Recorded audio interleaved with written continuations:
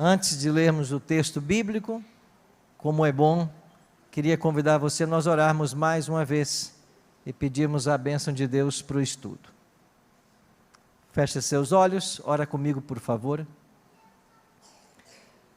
Pai Celeste, estamos em Tua casa nesta manhã de sábado, a Tua palavra está aberta diante de nós, e aqui viemos para adorar o Teu nome e para buscarmos o alimento espiritual essencial ao nosso crescimento espiritual e o nosso preparo para os céus. Que o estudo da Tua palavra nesta manhã produza em nós os efeitos desejados e que nós saiamos desta manhã da igreja, dispostos a fazermos a Tua obra, o Teu trabalho, e a sermos usados como o Senhor deseja para apressarmos a Tua volta a essa terra. Oramos em nome de Jesus. Amém. Apocalipse capítulo 10, versos 8 a 10. O texto diz assim: A voz que ouvi vinda do céu estava de novo falando comigo e dizendo: Vai, toma o livro que se acha aberto na mão do anjo, em pé sobre o mar e sobre a terra. Fui, pois, ao anjo, dizendo-lhe que me desse o livrinho. Ele então me falou: Toma-o, devora-o. Certamente ele será amargo ao teu estômago, mas na tua boca, doce como mel. Tomei o livrinho da mão do anjo e o devorei. Na minha boca, era doce como mel. Quando, porém, o comi, o meu estômago ficou amargo. Esse texto é muito especial para todos nós. E você já ouviu explicações dadas a respeito do texto que eu acabei de ler? Eu vou apenas refrescar a sua memória. Em Daniel capítulo 8, verso 14, o profeta profetizou de que quando se passassem 2.300 tardes e manhãs, o santuário seria purificado. Quando chegamos ao século 18 e século 19, vários acontecimentos mundiais começaram a chamar a atenção das pessoas para a Bíblia. Em 1755, houve um grande terremoto em Lisboa, de magnitude jamais testemunhada. Em 15 de fevereiro de 1780, foi preso o maior líder religioso do planeta, o Papa Pio VI. Em 1833, houve uma chuva de meteoros na região da Nova Inglaterra, nos Estados Unidos. Quer dizer, em 1780, nós temos o escurecimento do Sol e a Lua vermelha como sangue. E em 1798, você tem a prisão do Papa. Todos esses eventos chamaram a atenção do mundo para as profecias. E as pessoas começaram a pensar: algo grandioso está para acontecer, porque tudo o que estamos vendo no mundo religioso e no mundo natural. E eles se voltaram para a Bíblia. E entre esses que se voltaram para a Bíblia, um fazendeiro, membro da Igreja Batista, lá da cidade de Port Gibson, no estado de Nova York, começou também um intenso período de estudos da Bíblia. Seu nome, Guilherme Miller. E depois de anos e anos estudando a Bíblia e de pesquisa, Miller chegou à conclusão de que a purificação do santuário de Daniel 8,14 seria a volta de Cristo à terra. A princípio ele relutou em partilhar isso com outras pessoas, mas ele fez um pacto com Deus de que se alguém o convidasse, ele partilharia, ele ensinaria o que estava aprendendo. Poucos minutos se passaram, um sobrinho dele chamado Irving chegou na fazenda dele e fez um convite para que ele apresentasse o que estava estudando na Igreja Batista, aonde o pai de Irving era pastor. E ele então teve que assumir o compromisso com Deus e começou a ensinar.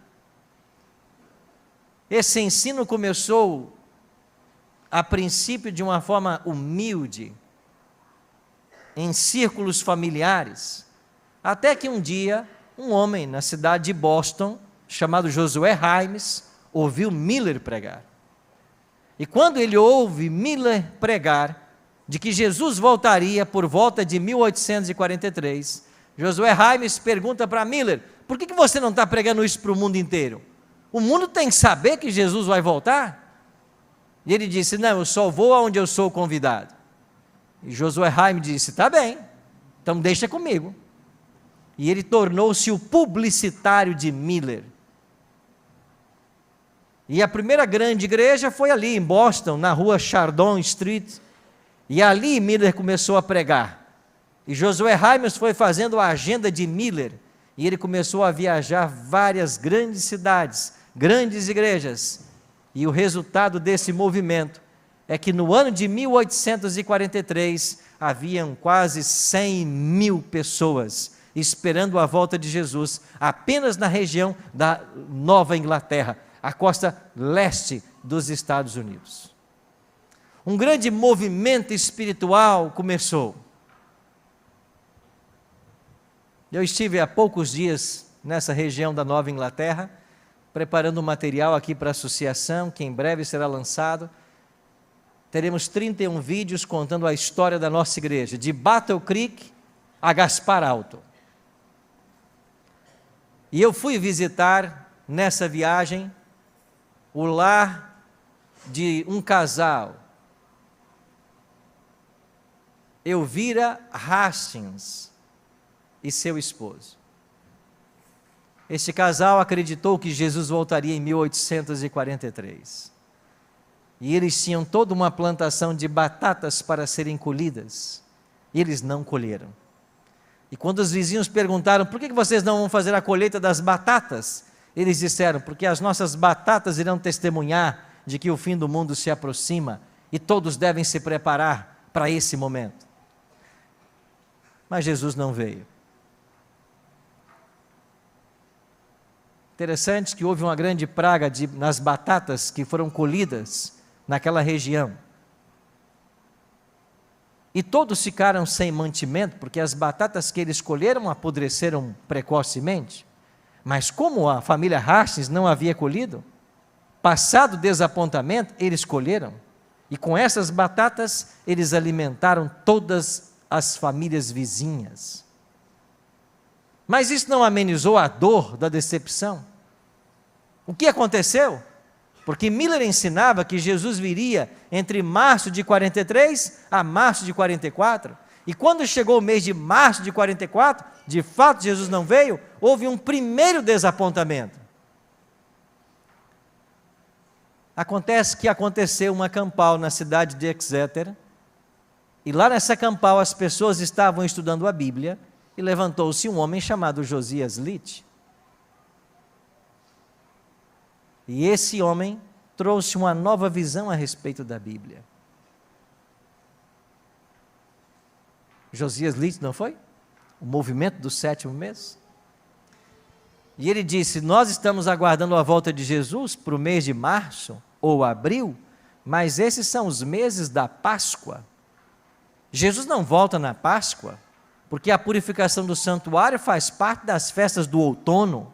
E o outono, em 1844, não cai em março ou abril, ele vai cair em outubro.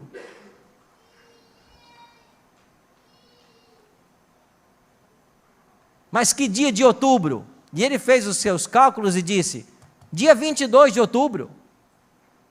E essa campal aconteceu no final de agosto. Ou seja, passaria setembro e outubro chegaria. Eles estavam a 2 meses do final do mundo e da volta de Jesus. Agora entenderam que a purificação do santuário não era nas festas da primavera, mas nas festas do outono, e o dia da expiação era no outono, o santuário era purificado no outono. Então todos começaram a acreditar: de fato, a purificação do santuário será no outono, será no dia 22 de outubro, e é aí que Jesus volta. E aí então esse movimento que havia passado por um primeiro desapontamento, reacendeu suas esperanças, e agora todos começaram a proclamar: em 60 dias, Jesus volta. E eles pagaram suas contas, fizeram as pazes com os inimigos, venderam suas propriedades. E entre esses que vendeu tudo, estava um capitão chamado José Bates, um homem que tinha uma boa fortuna, e ele pegou todos os recursos que tinha e empregou tudo na publicação de folhetos para que a mensagem fosse pregada. E então, lá em Boston, Josué Raimes publicou um jornal chamado Alto Clamor, e quando foi no dia 20 de outubro, saiu a última edição, que dizia assim: semana que vem não abriremos nossas portas, porque no dia 22 de outubro o mundo vai acabar e Jesus vai voltar.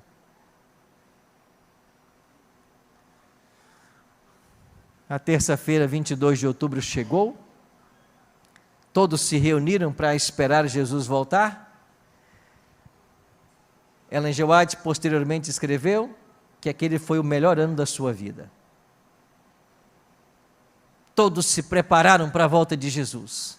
Todos fizeram o que deve ser feito: acertar as contas, colocar a vida em dias, a paz com todos, a pregação em primeiro lugar. Mas Jesus não veio. Então, doce na boca do texto que nós acabamos de ler, tornou-se o amargo no estômago. O doce na boca do livrinho que João comeu era a expectativa da volta de Cristo. O amargo no estômago era o desapontamento da sua não vinda. Então, esse movimento milerita estava profetizado em Apocalipse 10. A igreja adventista, ela nasce do movimento milerita. Ela nasce no exato momento apontado pela profecia, no dia 22 de outubro de 1844. E esse homem, Guilherme Miller, é um homem da profecia. E no livro Primeiros Escritos, página 358, Ellen G. White diz que Miller descansa e anjos vigiam o precioso pó desse servo de Deus até o dia da ressurreição. Isso estava profetizado aqui em Apocalipse 10. O desapontamento aconteceu. Aí Deus levantou um outro homem chamado Irã Edson, e a ele foi revelado de que Jesus não voltaria naquela terça-feira 22 de outubro, mas Jesus passaria lá nos céus, do santo para o santíssimo. Jesus começaria a atuar agora como sumo sacerdote. Então a profecia de Daniel 8,14 não apontava para a volta de Jesus, mas apontava para o início do juízo no santuário celestial. Então eles compreenderam. Então na terça-feira 22 de outubro começou o juízo no céu, ao findar do qual Jesus voltará à terra. Isso quer dizer que no dia 22 de outubro de 44, nós entramos no 7º período da 7ª igreja de Apocalipse 3, a igreja de Laodiceia. E o que quer dizer a palavra Laodiceia? Povo julgado, povo do juízo. Ou seja, o juízo começou, e ao findar desse juízo, Jesus voltará à terra. Aí esses mileritas decepcionados voltaram-se para a Bíblia, encontraram o texto que nós acabamos de ler, entenderam que a experiência doce e amarga estava profetizada, e eles leram mais um verso que nós não lemos ainda. Verso 11, Apocalipse 10, 11. Então me disseram, é necessário que ainda, o quê? Ainda o quê, irmãos? Profetizes. Então os mileritas decepcionados se viram como um movimento profético, e eles tinham que profetizar a quem? A todos os povos. Mais quem? Nações. Mais quem? Línguas. Mais quem? Reis. Ou seja, vocês são um povo profético e vocês têm uma missão mundial. Os estudos continuaram. Agora vire aí a página da sua Bíblia, algumas páginas para frente, e chega em Apocalipse 14. Aqui dos versículos 6 a 12, você tem as 3 mensagens angélicas. E toda vez que eu entro nessa igreja, eu fico olhando aqui o vitral lindo que vocês têm. E o que tem nesse vitral aqui? As 3 mensagens angélicas. Essa é a nossa missão, pregar essa mensagem. E eu acho interessante que quando colocaram esse vitral aqui, eles estavam dizendo para mim e para você, que somos membros dessa igreja, essa é a nossa missão, pregar essa mensagem. O nosso nascimento, a nossa origem é profética. O desapontamento que os mileritas enfrentaram estava na Bíblia. Eles se viram como um povo da profecia, com a missão profética. E eles encontraram agora em Apocalipse 14, 6 a 12, o conteúdo da sua mensagem. Qual é o conteúdo? Pregar a tríplice mensagem angélica. É por isso que a missão desta igreja, como uma igreja mundial, está definida como pregar o evangelho eterno no contexto das 3 mensagens angélicas. Essa é a missão da igreja adventista do 7º dia. O que é ser um adventista? É acreditar que você tem uma origem profética, mas você foi levantado não à toa. Nós não surgimos por acaso. Nós surgimos num momento histórico e com uma missão histórica. E qual é a nossa missão? Pregar o quê? Aí eu vou dizer uma coisa agora com todo o carinho que você merece. Se essa semana você não falou para ninguém das 3 mensagens, você não está sendo um adventista. Você não está sendo. Porque nós nascemos com essa missão. Nós nascemos com a missão de falar. Milhares e milhares de pessoas todos os dias estão morrendo. Milhares estão passando para a morte eternamente condenadas. Por quê? Porque não ouviram o último convite que está em nossas mãos. E por nossa negligência, alguém pode descer à sepultura sem nunca ouvir.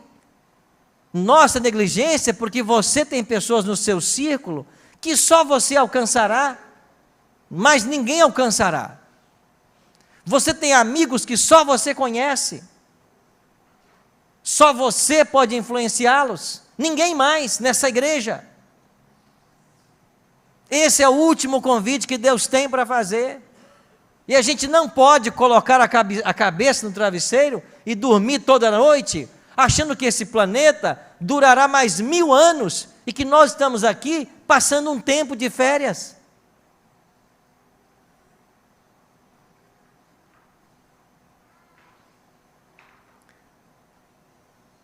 Nós somos um povo profético, temos uma mensagem profética, e essa mensagem tem que ser pregada para que Jesus volte.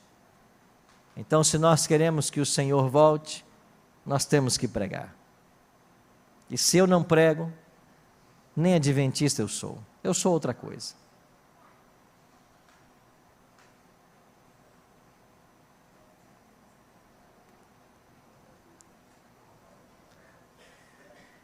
A esposa de Bates, esse capitão que gastou toda a sua fortuna imprimindo folhetos que continham a mensagem de que Jesus voltaria, estava fazendo uns pães e disse assim: marido, eu preciso aqui de um pouco de farinha para terminar a fornada de pães.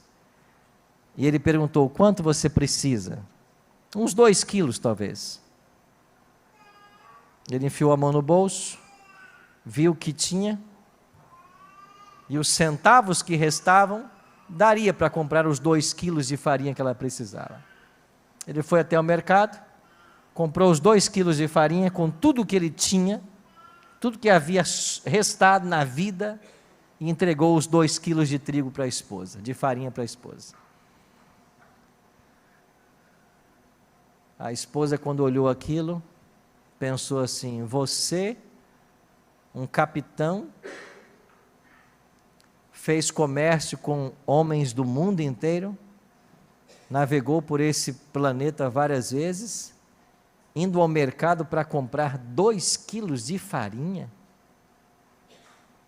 E ele disse: e eu gastei tudo o que eu tinha, agora eu não tenho mais nada.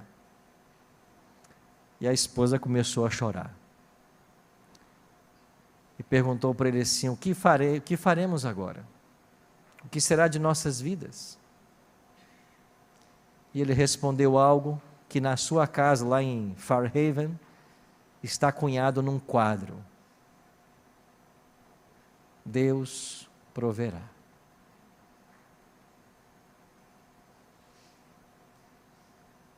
Ele não tinha mais nada. Até a casa que ele morava já havia sido passada. Ele foi morar de favor, uma outra casa após o desapontamento.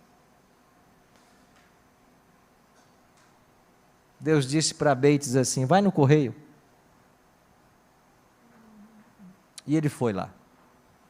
Quando chegou lá no correio, disse para o homem do correio: olha, eu acho que tem alguma encomenda para mim aí. E o homem foi lá e disse: de fato, chegou uma carta para o senhor, mas para o senhor pegar essa carta tem um custo de 0,25 cents. Ele disse: eu não tenho esse dinheiro. Mas Bates era tão respeitado na cidade, um capitão da marinha, um homem tão honesto, tão querido, que o rapaz disse: não, capitão, você pode pegar a carta, não precisa pagar nada. Ele disse: não, eu não vou ficar te devendo, eu não tenho os 25 cents para pagar, mas eu acho que dentro dessa carta deve ter dinheiro. Você pode abri-la, por gentileza? E quando ele abriu, tinha sim. Tinha $10. Para aquela ocasião, uma pequena fortuna. $10. Ele disse: agora tira então a despesa do envio, da postagem, e eu vou ficar com o resto. Ele pegou aquele dinheiro, foi a um comércio local, fez uma boa compra de mantimentos, e disse para o rapaz do armazém: vai lá na minha casa e entregue para minha esposa. Ela não vai querer receber, dizendo que não é dela. Você insiste e diga que é dela, para que ela receba. E ele fez uma boa compra, o homem levou, insistiu com a esposa e ela recebeu, e ele pegou tudo o que sobrou, foi para a gráfica e pagou mais milhares de folhetos para serem impressos. Deus proverá. Nós precisamos de um retorno a essa visão dos nossos pioneiros. Nós precisamos de um retorno à fé dos pioneiros. Nós precisamos contar essas histórias para as novas gerações. Porque se nós não fizermos isso, nós corremos um risco de daqui a 5, 10 anos ter dentro da igreja uma geração que não sabe quem é Ellen G. White. Quem é José Bates? Quem é Tiago White? Quem é Irã Edson? Não saberão. E um povo sem raiz, um povo sem história, é um povo sem identidade. E se nós perdemos a nossa identidade, se nós não nos virmos mais como um movimento profético, com uma mensagem profética, com uma missão profética, pastor Disseu, pode lacrar as portas dessa igreja e vender o prédio. Vende esse prédio, faz um bom dinheiro. Faz outra coisa, divide pelos membros o dinheiro da venda. Porque se essa igreja não abre suas portas para pregar o evangelho eterno, se nós não nos vemos mais como um movimento profético, se nós não temos mais a missão de pregar o que está nesse vitral, destrói esse vitral, vende o terreno que está bem localizado, fecha as portas, façamos outra coisa.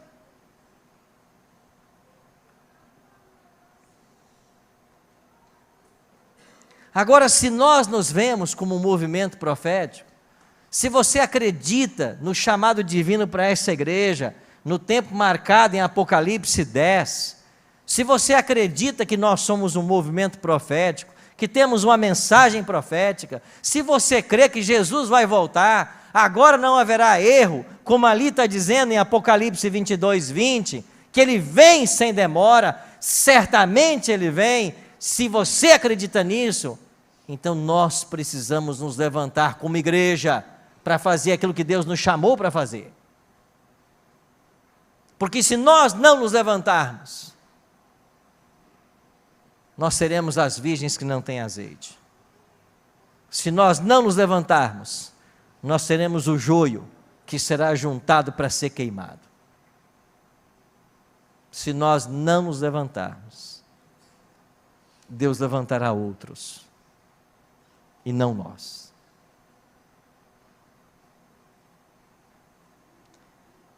Eu e você não deveríamos passar um único dia sequer de nossas vidas sem estar envolvido com as coisas espirituais e com o avanço dessa igreja. Um único dia. E o grande sucesso de Satanás tem sido em colocar em nossas agendas tantas atividades que a gente tem tempo para tudo ou para nada. A gente tem que colocar na agenda a educação, e isso é importante. Temos que colocar o trabalho, e isso é importante.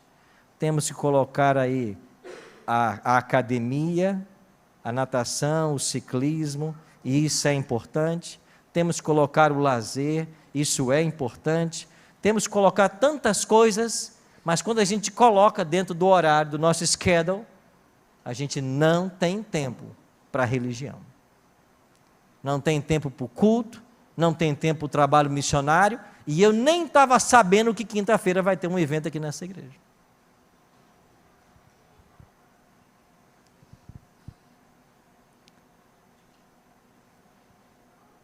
A boa notícia é que Deus é muito paciente com a gente, e Ele caminha com a gente no nosso passo.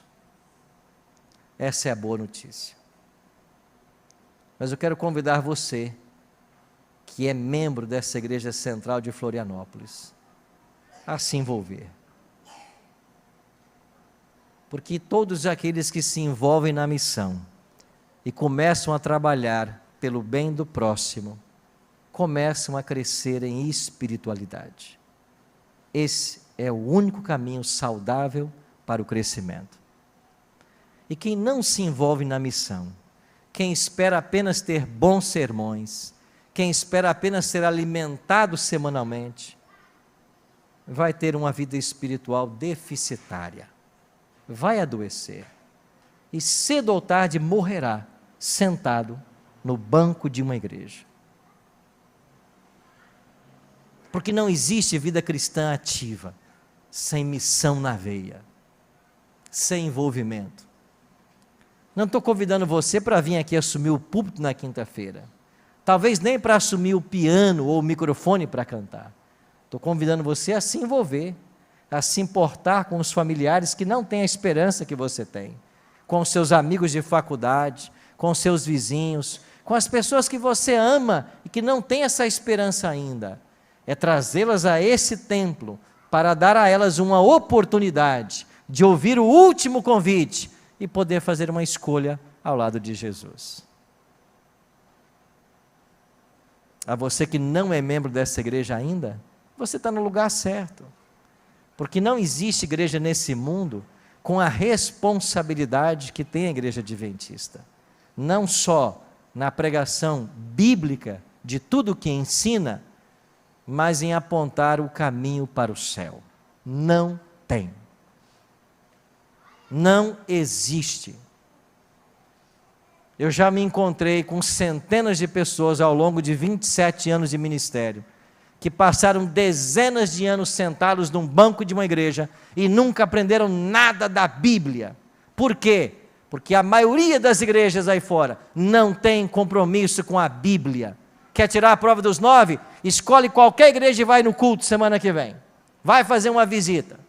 Você vai encontrar igrejas que vão cantar e cantar e cantar, mas a palavra não é estudada. Você vai encontrar igrejas onde o demônio será expulso o culto inteiro, e o demônio toma culto da liturgia, mas a palavra não é estudada. Você vai entrar em igrejas que falarão novas línguas, línguas estranhas, que você não entenderá nada, e se você perguntar, nem eles entendem. Eles também não sabem o que eles estão falando, mas enquanto falam línguas o culto inteiro, a palavra está fechada. Você vai encontrar igrejas aí fora que promete a cura divina, mas as pessoas não são curadas, e milhares morreram para a Covid. Você vai encontrar igrejas aí fora, onde existe um verdadeiro mover do Espírito, as pessoas pulam, as pessoas cantam, se balançam, e voltam para casa satisfeitas. Claro, fizeram aeróbica, exercício, isso faz bem ao corpo, mas não fez bem à alma, porque a palavra não foi ensinada. Você vai encontrar igrejas aí fora, onde a reverência parece que é sentida, onde os santos aí estão para provocar o espiritual, mas a palavra não é estudada, e quando estudada, é a mesma coisa o ano inteiro. Aqui não. Aqui em cada culto tem um novo texto, tem um novo pregador, tem uma nova mensagem. E aqui eu vi hoje as diaconisas e diáconos sendo ordenados, eu vi os anciãos aqui, e vocês que são anciãos, que ajudam a igreja, se alguém vem para esse púlpito e não traz a palavra, e não abre a palavra, não deixa nem subir aqui pode, porque esse púlpito é sagrado para abrir esse livro, para estudar esse livro. É esse livro que vai fazer diferença na nossa vida, na vida da igreja. E eu termino com Apocalipse 18, último texto.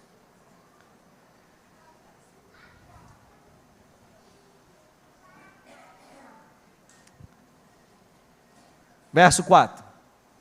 Apocalipse 18, 4.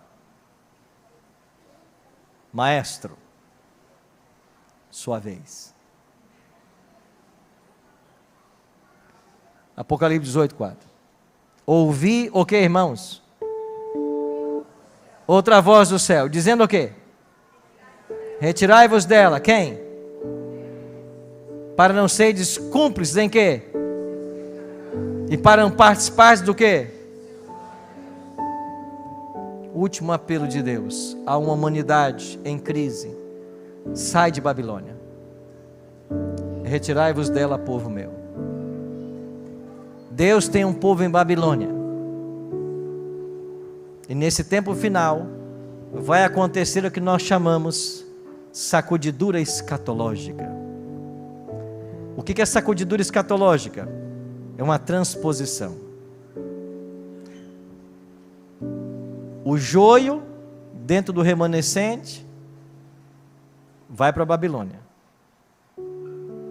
vai sair. E os sinceros em Babilônia se unirão ao remanescente. Eles virão. Isso é sacudidura escatológica. Os infiéis no remanescente se unirão à Babilônia. E os fiéis em Babilônia se unirão ao remanescente. E nós que estamos no remanescente, nós somos o período de Laodiceia, mas nós não podemos ser os laodiceanos em termos espirituais. Eu estou em Laodiceia, mas eu não posso ser laodiceano. Eu vivo a fase de Laodiceia, mas eu não posso ser morno. E esse último apelo de Deus é para nós que estamos permanecermos leais, e para quem está em Babilônia ouvir o convite do Evangelho eterno e tomar sua decisão em se unir ao remanescente. Em João 10,16, Jesus disse: eu ainda tenho outras ovelhas, não deste aprisco, a mim convém conduzi-las, elas ouvirão a minha voz, e haverá um só rebanho e um só pastor. Cristo está trazendo os seus. Irmãos, e como eles estão vindo? Outro dia alguém me ligou da Bahia: pastor, vem aqui me batizar. Eu disse: olha, eu não posso, a gente tem uma agenda cheia, tudo marcado. Pastor, eu moro numa vila no interior da Bahia que não tem igreja adventista, pastor. A igreja mais próxima está a 40 quilômetros. Eu e minha família começamos a assistir a Novo Tempo. A gente já acompanhou, tomou a decisão, nós queremos ser batizados. Venha nos batizar, pastor. Eu disse: é você e sua família que querem ser batizados? Sim. Quantos vocês são? 25. 25. Não tinha igreja adventista. Não tinha presença adventista nessa vila.